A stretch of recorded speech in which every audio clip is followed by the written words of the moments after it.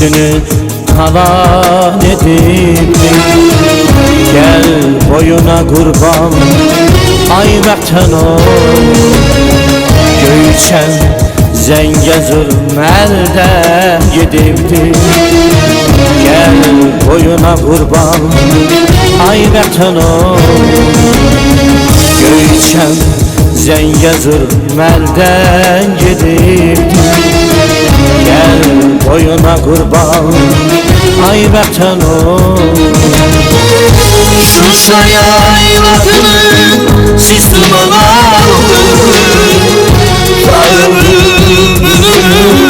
gözleri doldu.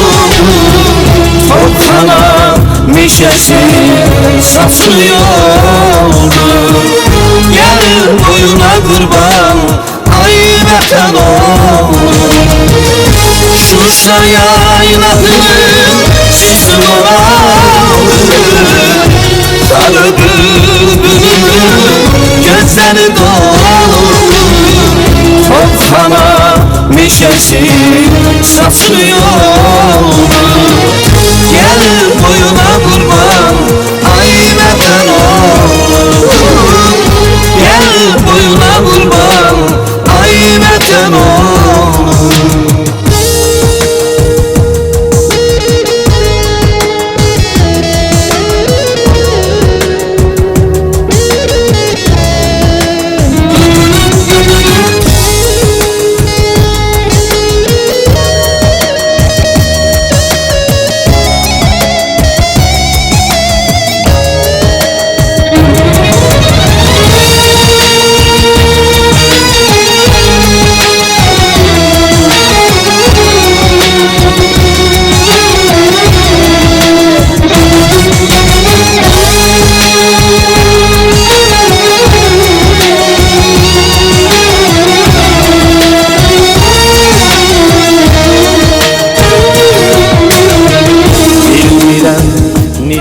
Göçsünü talan eyleyip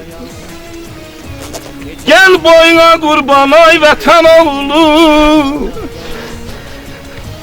Göçen Zengezur'uyum elden gidip gelin size kurban olum ay vatan oğlu.